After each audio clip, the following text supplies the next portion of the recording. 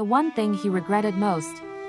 After becoming the master of the estate, second young master finally had everything he had once lost. The manor was lively again. Madam and the young ladies had returned. Servants came and went. Even new maidservants were recruited into the household. Yet at that moment, I decided to leave.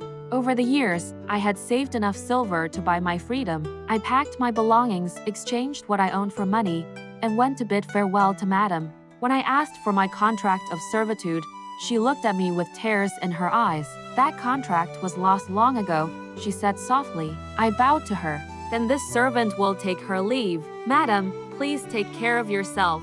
As I turned to go, I saw second young master standing outside the pavilion, leaning on his crutch. I lowered my head. Second young master, I am leaving. He smiled faintly. Very well, I froze. After everything we had been through together, that was all he had to say.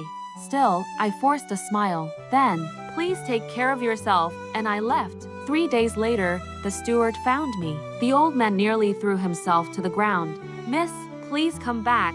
I beg you. I stared at him in shock. What happened? The steward's eyes were red. Second young master is sick.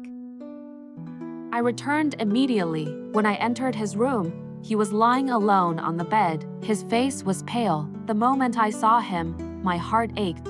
Second young master, I said softly. How are you feeling? He slowly opened his eyes. His voice was hoarse. Why do you still care whether I live or die?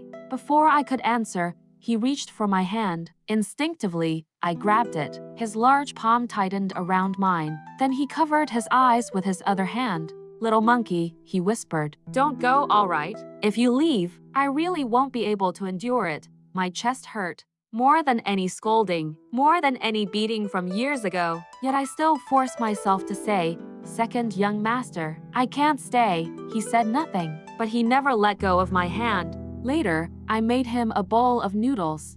To my surprise, he ate every bite. Seeing him finally eat again filled me with relief.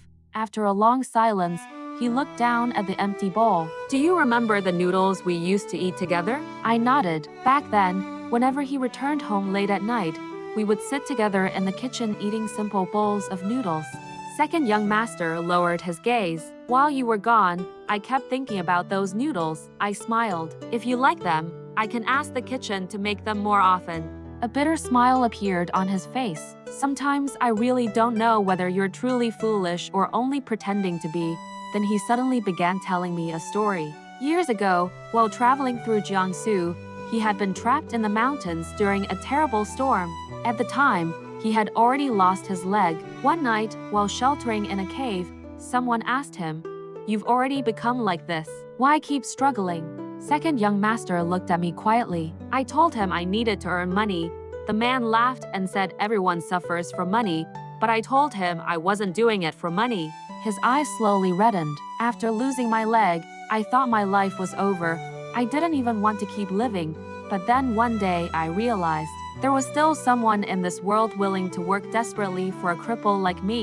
His voice trembled. That person was foolish beyond saving, so I thought, if I died, what would happen to her? I wanted to climb back up. I wanted to become someone above others, even if only half of me remained. I still wanted to lift her higher. Tears had already gathered in his eyes. He pulled me closer. Little monkey, do you know what I regret most in this life?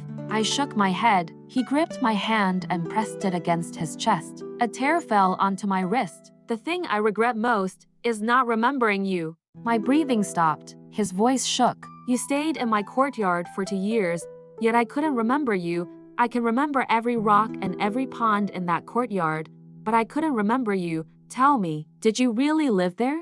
At that moment, all the grievances I had buried for years burst forth. I cried. I didn't lie to you. I was there. I was always there. Suddenly, he pulled me into his arms. His voice was low and broken. I know you never lied to me. That is why this is my punishment. When you were beside me, I never saw you, and now that I finally do. You're leaving, little monkey. Do you still want me to live? I cried until I fell asleep in his embrace. When I woke up, I found myself still wrapped in his arms. The moment I moved, his eyes opened. I struggled. second young master let go. His arms tightened immediately. If I let go, you'll run away again. Am I supposed to crawl after you? I instantly stopped moving. After a long silence, I whispered, I don't want to become a bedchamber maid. A soft laugh came from above my head. Why not? I hesitated. Because bedchamber maids always suffer. He stared at me. Then after a moment, he asked quietly, then, would you be willing to become my wife instead?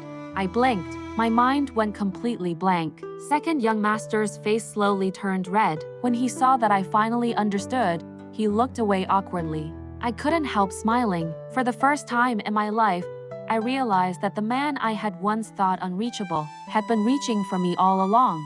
Once, he had stood high above the clouds, then fate dragged him into hell. And just when I thought he would climb back to the heavens without me, he turned around and took my hand with him.